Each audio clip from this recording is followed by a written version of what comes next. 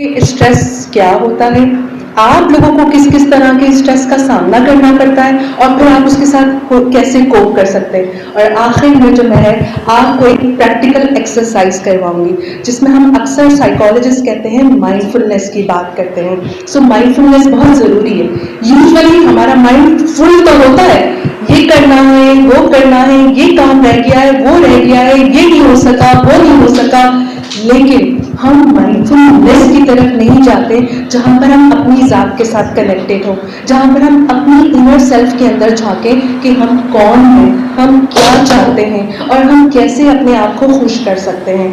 सबसे पहले हमारी स्ट्रेस की वजह क्या होती है। जैसे अभी अरुण साहब ने बात की कि बहुत सारे वकील इस प्रोफेशन के अंदर आ तो जाते हैं, लेकिन क्या होता है, जज बनने के लिए आ रहे होते हैं कि जज बन जाए। शुरू में काम जो है वो अर्निंग इतना ज्यादा सोर्स नहीं होती है, लेकिन सबसे पहले अगर आप अपने स्ट्रेस को ओवरकम करना चाहते हैं ना, so you need to understand the difference between your real self and ideal self. ठीक है, हमारी रियल सेल्फ कुछ और होती है और हम आइडियल सेल्फ में कुछ और बनना चाहते हैं, कुछ और आइडियलाइज करते हैं। सो अगर आपको अपनी रियल सेल्फ और आइडियल सेल्फ का पता हो कि क्या है, तभी आप बेहतर डिसीजन ले सकते हो। लेकिन आप वकील बनने का फैसला क्यों लेते हो?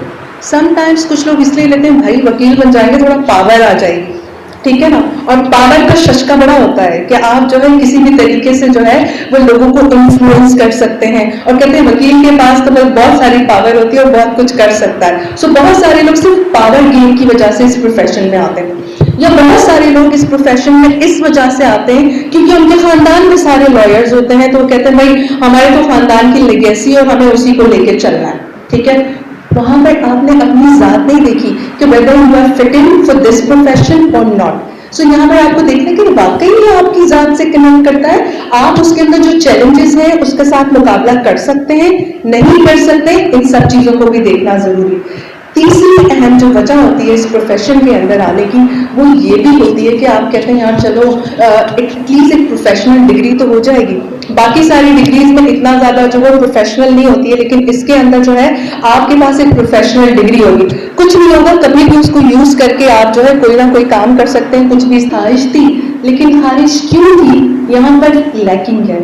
ठीक है, देन फिर वहां पर आपके फादर की विश उसके साथ अटैच हो गई कि आपके फादर ने आपसे कहा था मेरी एक औलाद वकील जरूर बने, फिर आप उस ख्वाहिश की तकमील में लग गए, बट अभी आपको ट्रू पर्पस नहीं पता कि इस प्रोफेशन से आप क्या कर सकते हो। वसल्लम की हदीस है ना कि आप अगर सबसे बेहतरीन सदका क्या है, सबसे बेहतरीन सदका वो है जो आप अपने माल से देते हैं। अगर आप अपने माल से सदका नहीं दे सकते हैं तो किसी से अच्छी बात करना भी सदका है, और अगर आप किसी से अच्छी बात नहीं कर सकते, कोई परेशान हाल आपके पास आता है, आप उसकी मदद कर सकते हैं। ठीक है, और कोई अच्छी बात कर सकते हैं। अगर ये भी नहीं कर सकते तो मुस्कुरा तो सकते हैं, मुस्कुराहट भी एक सदका है। और जो है यही वाली चीज होती है। अब देखो इसका मकसद क्या था, मेरा सबसे पूछने का मकसद क्या था कि किसी की बात से कोई ना कोई आपको इंस्पिरेशन मिले, आपको पता चले। एट टाइम्स हमें अपना पता नहीं होता कि हम क्यों कोई काम कर रहे हैं। आपने कहा बड़ी आजिजी का आपने जो है मुजाहिरा किया कि शायद मैं अपनी बात एक्सप्रेस ना कर सकूं, लेकिन आपने बहुत अच्छे अंदाज से एक्सप्रेस किया और बताया। तो ये वाली चीज है कि हमें पता है नाउ शी नोस कि जो है उसके पास हर किस्म का हथियार है और वो हर तरीके से जो है अपनी बात को मनवा सकती है और बुराई को रोक सकती है। अब रोक सके ना रोक सके वो बात की बात है, लेकिन अज़म है, इरादा है, गोल है, और उस गोल को जब हमारे पास क्लियर होता है ना, तो फिर कोई भी प्रॉब्लम आती है, कोई भी स्ट्रेस होता है, कोई भी मसला होता है, हम उसको आसानी से जो है वो ओवरकम कर लेते हैं क्योंकि हमारा गोल क्लियर है। स्ट्रेस की सबसे बड़ी वजह क्या होती है, हमारा गोल ही क्लियर नहीं होता, हमें पता ही नहीं होता कि हम जो चीज कर रहे हैं वो क्यों कर रहे हैं, किस पर्पस के लिए कर रहे हैं। ठीक है, अब हम बात करते हैं कि वकीलों के जो है सबसे ज्यादा स्ट्रेस की वजह क्या होती है, राइट। एक आध वजह मैं बताऊंगी और बाकी आप लोग बताएंगे क्योंकि वकील आप हैं। ठीक है, सो आप लोग को ज्यादा पता है कि आप लोग को कौन कौन से मसलों का सामना करना पड़ता है। पहली वजह तो आपको ये होती है कि जाहिर सी बात है वर्कलोड और वर्क प्रेशर। ठीक है, इतने सारे केसेस लगे हुए होते हैं और आप लोग के पास बहुत ही ज्यादा बर्डन होता है, और खासकर क्रिमिनल ट्रायल्स के अंदर एट टाइम्स जान का खतरा भी, थ्रेट्स मिलते होंगे कि अगर किसी का केस जो है आपने जो है उसकी अगेंस्ट में, उसकी फेवर में कुछ भी किसी के लिए हुआ तो आपको थ्रेट का, जान का खतरा का जो है ना थ्रेट्स मिलते हैं, राइट। एक और चीज जो सबसे इंपॉर्टेंट होती है, जिसको हम साइकोलॉजिस्ट कहते हैं कंपैशन फटीग। कंपैशन फटीग क्या होती है? Emotional exhaustion. जब हम किसी भी क्लाइंट का केस बार बार सुनते हैं, और खासकर वो केस जिसके अंदर उसने बहुत ज्यादा ट्रॉमा को फेस किया हो, ठीक है, उसको डेथ सेंटेंस को सुनना पड़ा हो, या इस तरह की चीजें, तो किसी भी तरह का इमोशनल जो है वो टर्मोइल है, सो उस चीज को जब आप बार बार सुनते हैं तो आप भी इमोशनली एग्जॉस्टेड हो जाते हैं, जिसकी वजह से आपका स्ट्रेस भी बढ़ जाता है। एक और चीज जो सबसे अहम वकीलों के स्ट्रेस की वजह होती है, वो क्या होता है? एथिकल डिलेमा या एथिकल कॉल्स होती है। जब आपको पता है कि आपका क्लाइंट जो है वो वाकई मुजरिम है और उसको आपको छुड़वाना पड़ता है, ठीक है, अंदर से आपका ज़मीर कुछ और कह रहा होता है और बाहर से आप काम कुछ और कर रहे होते हैं, तो एट टाइम्स वो आपके अंदर इंट्रासाइकिक कॉन्फ्लिक्ट की वजह बनता है। आप अंदर ही अंदर एक जंग लड़ रहे होते हैं, यार मुझे पता है कि he or she is wrong, but still I am giving him or her favor. So at times ये वाली जंग जो है वो बहुत ही ज्यादा जो है वो आपको अंदर से तोड़ देती है, और एट टाइम्स आप उसी वक्त अपने आप को फॉरगिव नहीं कर पाते, और अगर आपने उस इंसान को छुड़वा दिया है और बाद में वो फिर दोबारा किसी के साथ इसी तरह की क्रिमिनल एक्टिविटी के अंदर इन्वॉल्व पाया जाता है, सो आपका गिल्ट मजीद बढ़ जाता है। एक पॉइंट है कि आपके वकालत के प्रोफेशन में आपके स्ट्रेस की सबसे बड़ी वजह ये भी होती है अनएक्सपेक्टेड और अनसर्टेन सर्कमस्टांसेस और सिचुएशंस।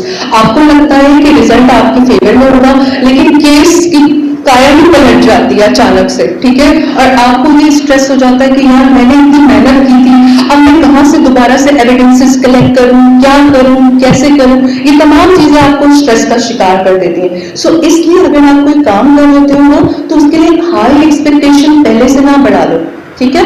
हम क्या करते हैं, पहले से उसके एंड रिजल्ट्स के बारे में इतने ज्यादा होपफुल हो जाते हैं कि जब वो टूटती है ना वो, तो फिर हम बहुत ज्यादा खुद टूट जाते हैं, तो इसकी वजह, और उसके बाद बाहर निकलना मुश्किल होता है, ठीक है। सो हमने पहले बात की कि हमारा स्ट्रेस क्यों क्यों होता है, किस किस वजह से होता है, क्या क्या रीजन, पहले तो हमने बताया कि आप इस प्रोफेशन में क्यों आए, फिर हमने बात की कि हमारा आपका स्ट्रेस जो है वो क्यों, क्या क्या रीजंस होती हैं। अब हम बात करते हैं कि इस स्ट्रेस को आप कैसे, साथ साथ हमने कुछ टेक्निक्स की बात की है जो जो आपके स्ट्रेस थे या बर्डन थे उसको कैसे कम कर सकते हैं। और इसी में कहते हैं there are 2 types of stress, ठीक है। एक होता है इम्यून स्ट्रेस जिसको हम पॉजिटिव स्ट्रेस कहते हैं, और एक होता है डिस्ट्रेस, नेगेटिव स्ट्रेस होता है, ठीक है। सो पॉजिटिव स्ट्रेस बहुत ज़रूरी है। हम कहते हैं स्ट्रेस तो होना ही नहीं चाहिए ज़िंदगी के अंदर, ऐसा नहीं है, स्ट्रेस तो होगा, ठीक है, आप उससे डिनाई नहीं कर सकते हो। किसी भी मामले के अंदर छोटी छोटी जगहों पे, छोटी छोटी बातों पे, छोटी छोटी चीज़ों पे आपको स्ट्रेस होता है, लेकिन अगर स्ट्रेस पॉजिटिव होगा तो वो आपको आगे बढ़ने के लिए हेल्प करेगा।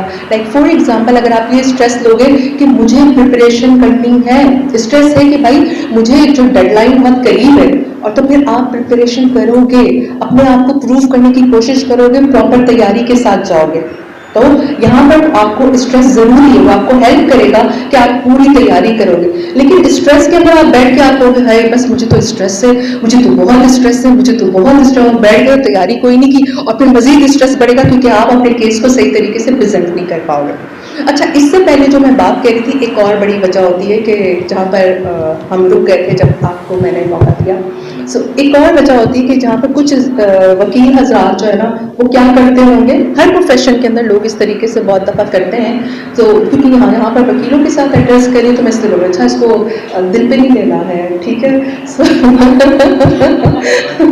ठीक है, सो यहाँ पर ऐसा भी होता है कि समटाइम्स कुछ वकील अपने ऊपर प्रेशर और बर्डन खुद ही बढ़ा लेते हैं, केस पे केस लिए चले जाते हैं, लिए चले जाते हैं, लिए चले जाते हैं, हालांकि उनको पता है they are over burden, they can not manage it, लेकिन जो है लिए जा रहे होते हैं, लिए जा रहे होते हैं, तो यहाँ पर आप खुद अपने साथ जुल्म करते हैं। यहाँ पर क्या हो सकता है कि आप अपने स्ट्रेस को ओवरकम करने के लिए ये भी कर सकते हैं कि आपके जो साथी वकील हैं जिनके पास कोई केस नहीं है, आप उनको डेलीगेट कर सकते हैं, उनको दे सकते हैं, जिससे उनका भी रोजगार चलेगा और आपका बर्डन भी कम होगा।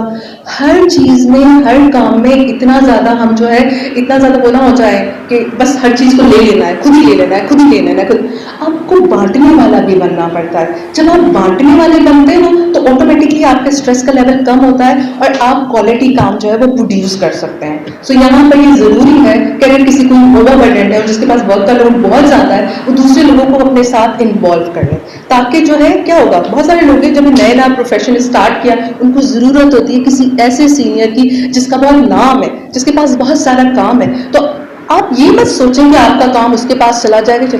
आपने ऑलरेडी नाम बना लिया है, आपके जैसा कोई और नहीं कर सकता, आपकी जगह कोई और नहीं ले सकता। जो आप हो सो आप हो, लेकिन आपका नाम खराब होने के चांसेस हो सकते हैं जब आप इतना ज्यादा ओवरबर्डन हो जाएंगे और अपने काम पर पूरी तरीके से तवज्जो नहीं देंगे, उसके ऊपर पूरी तैयारी नहीं कर सकेंगे, तो आपका नाम जो बना हुआ था ना, उसको डूबने में देर नहीं लगेगी। ठीक है, लेकिन अगर आप क्वालिटी काम करते रहेंगे तो उससे आपका नाम जो है वो मेंटेन रहेगा। ठीक है।